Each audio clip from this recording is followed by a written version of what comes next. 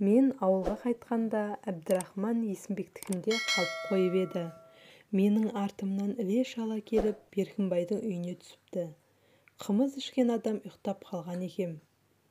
Екінді әлетінде далаға шықсам, ауылдың сыртындағы белесте ішінде Қажыбай ақсақал бар бірталай адам сөйлесіп отыр екен. Мен де келдім. Әңгіме Әбдірахман турасында екен. Жақындап келгенімді-ақ Әбдірахманның өзі шынымен бұзылған ғой деген Қажыбай қарттың сампылдаған даусы құлағыма сап ете қалды. Өзі сөзшең адам бірінен соң бірін тізбектетіп, не бар пәлені Әбдірахманның үстіне үйіп отыр. Оларды мұсылман деуге болмайды. Айтатыны ылғи Құдайға қарсылық сөз. Молдамен, қазіреттермен, ел бастаған басшылармен қас. Құдайдың барлығына шәк қылады. Байға мал жиып беріп отырған Құдай емес, өзіміз дейді. Құдай сақтасын, шын болса осы әлгі қазақты шоқындыратындардан көп ақша алған дейді ғой. Нәшәндікке тілмәш болмай, болысқа песір болмай, бала оқытуы да сол аздыру ретімен болса керек. Шалдың сөзін онша ықыласпен тыңдай қойған адам көрінбейді. Жастар бір бөлек әзілдесіп отыр екен. Мен де соларға қосылдым. Бәріміздің ермегіміз Кәрім болды. Биыл Есімбектікі Қарақұмды жайлап қалады деп еді. Кәрім үшін-ақ келген шығар, деді бір жігіт. Сендер байқадыңдар ма? Кәрімді көрген соң шұға біртүрлі құбылып кетті-ау, деді қу жігіт. Бұл екі арада қыстыгүні шұғаны сағынып жүргендегі Кәрімнің шығарған өлеңі деп біреу өлең айтты. Мінгенім астымдағы күрең дөнен, қашады таудан түлкі сүмеңдеген. Ойымды үш ұйықтасам, барма менің, айырылып қалқам сенен жүрем деген. Жұрт ду күлді. Кәрім ашуланып кетіп қалды. Мен тұрып Беркімбайдың үйіне бардым. Әбдірахман шынтақтап домбыра тартып жатыр екен. Жоғары шық, деді. Әзілдесіп отырдық. Көп замай әңгіме Шұқаға көшті. Әбдірахманның ойын білу үшін мен Шұқа қалай екен, көрдің бе, дедім. Әбдірахман күлімсіреді. Көрейін деп барып едім, көре алмадым, деді. Я, сен атыңды байлап жатқанда отаудың есігінің алдында тұр еді ғой. Сыртынан көрген бола ма, ауыз-бауыз сөйлеспеген соң? Ендеше бүгін алтыбақан құрады. Ауыз-бауыз сөйлесем. Шын айтасың ба, деп Әбдірахман басын көтеріп алды. Есімбектің келіндерімен қалжыңдасып сұрағанымда кешке алтыбақан құрамын десіп еді, деп анығын айттым. Батыреке барайық, деді. Замандастың тілін кім алмайды? Мен ертіп бармақ болдым. Сізден несін жасырайын, деді жолдасым. Сізден несін жасырайын, өздеріңнің бастарында да бар нәрсе ғой. Жастық не қылғызбайды. Уақытында бәрі қызық. Есімбектің 3 баласы үйленген. Біреуі бойдақ еді. Ең кіші келіні Зәйкүл мына тамақ қаржаудың қызы еді. Заманында дүниені кешкен адам. Өзі де ажарлы, бозбала сүйетін қызыл шырайлы еді. Азырақ мінезінің жеңілдігі болмаса, ақылға да жақсы еді. Күйеуі Ыбырай Есімбектің балаларының ішіндегі момыны. Үн жоқ, түн жоқ, ертеңді кеш мал соңында жүреді де қояды. Күйеуінің қалпын оң жақта жүргенде-ақ сезіп, Зәйкүл бұзыла бастаған. Өздерімен бір жамағайын Сейіт дегенмен көңіл қозып, шығамын деп жүргенінде елі сезіп қалып жібермеген. Ол кездегі болыс Құрман Есімбектің туған құдасы. Есімбектің жесірі кетсе, қыпшақпын деп қанға тарту жоқ. Құрман Жаппастың арын аралап тұрған. Болыстың ызғарының күштілігінен қаржау қабыл-құбыл Есімбекке хабар тегізіп, аман-есенінде қолына берген. Зәйкүл ұзатылып келген соң көпке шейін кетемін деп жүрді. Бірақ кете алмады. Айтқан сөзінен табылып, көңілдегі мүддесін орнына келтіретін жігіт сирек қой. Шынында Зәйкүлге тең жігіт табылмады. Сізден несін жасырайын, ертеңді кеш үйінен шықпаған соң мен Есімбектің үйінің бір адамы ұқсап кеттім. Жүріс-тұрысымда ешбір ерсілік болмады. Ақырында Зәйкүлмен жақындасып көңіл қостым. Бойдақ кезім ғой, ол тиемін деді. Мен аламын дедім. Бұл сөз алғашқы кезінде бір-бірімізді жақындастыруға дәнекер есебінде болды. Шынына қалғанда екеумізде де ойнап күлгеннен басқа ескі сөзді уәдені қозғайтын ой жоқ еді. Ойдың болуы да мүмкін емес. Есімбек бай, мен кедей. Келінін тартып алсам, ертеңгі күні шаңымды аспанға шығарады. Кедейлік не қылмады? Зәйкүл сөзшең қатын еді. Кей кездерде мені қалжыңдап өлең айтады. Қасымжан, серт байласқан сен емес пең, ұстаған етегіңнен мен емес пем? Болса да не қиындық басты тартпас, жүретін қол ұстасып тең емес пем? Мен өлең шығара алмаймын. Ауылда Төкей дейтін барды, өзімнің өлеңім қылып, соған өлең шығартып алдым. Деген соң сұлу зайкүл, айтуға сымбатыңды жетпейді тіл, басымды тау мен тасқа ұрсам дағы, ешбір іс ретіне келмей ақ жүр. Уай дариға-ай, талай қызықтар бастан өткен екен-ау. Ас су ішіп, Әбдірахман екеуміз үйден шыққанда, елдің алды жата бастап еді. Түн тастай қараңғы, аяңдап келе жатырмыз. Есімбектің ауылының сырты ызы-шу қым-қуыт. Әбдірахман жылдамдай басып, менің алдымды орай береді.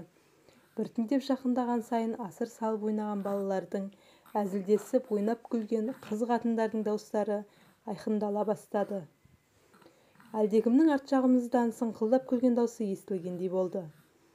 Әбдірахманды иығынан тартып тоқтатып күтуге айналдық. Қараңдаған 2-3 адамның бойы көрінді. Қойшы қарағым, әурелемеші. Біреу дауыстан қарап, Қалқажан. Ау, менің манағы айтқаным бола ма? Қыз күлді. Жарар, болады. Жақындап қалды. Дауыс таныс. Айнабайдың қызы. Ауылы Есімбек пен біздің ауылымыздың орталығында 10 шақты үйлі керей. Біз ауылының тұсынан өткенде қатындарының дабырлап жүргендері білініп еді. Күлзипа келеді, деп күлдім. Әбдірахманның Күлзипа десең шамы. Ағайын арасында аз үйлі керей болғанмен, Айнабай деген бірді бірге соғып, екі елдің арасына от салып, тұтандырып жүретін бір қызыл көзді бәле. Ел ішінде Айнабайдың істемеген бұзықтығы жоқ. Анау-мынау адамдар өзінен сескенетіндей еді. Қызы Күлзипа сонда 17 шамасында шығар деймін. Орта бойлы, қара сұрлау, тік қабақ, сұстаның құрап тұратын адам еді. Айнабай өзі кедей уақытында күйеуге беріп, соңғы кезде шел бітіп тәуірленген соң айырғысы келетін. Ел ішінде көзге түсетін жігіт ол кезде Әбдірахман. Айнабай өзі ат арқасына мініп жүрген соң қызын тәуір жігітке бергісі келіп Әбдірахманнан үміттенген. Әбдірахманның жайына қараймын ғой, азын-аулақ мал берсе де үйлесер едік, деп айтадымыз деген сөз қашып жүрді. Жеңіл ауыз қатындар Әбдірахман ауылына келсе, күйеу деп мазасын алады. Жалпы жұрт Әбдірахман қайтсе де Күлзипаны алады деп өздерінше сөзді біткенге есептейді.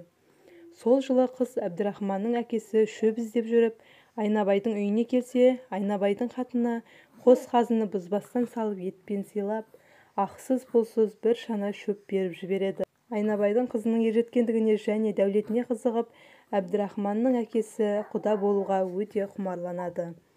Бірақ Әбдірахман ұнатпайды. Тіпті сүймеймін, сүймеген адамды не қылып аламын, дейді. Әбдірахманның бұл сырын заман құрбысынан басқа ешкім сезбейтін еді. Әлде қалай бір жерде кездесе қалса, Күлзипа ұялып қызарып, Тәңірге жазады далады. Күлзипа екенін білген соң Әбдірахман жүруге ыңғайланса да мен жібермедім. Қалжыңдасып барғанды жөн көрдім.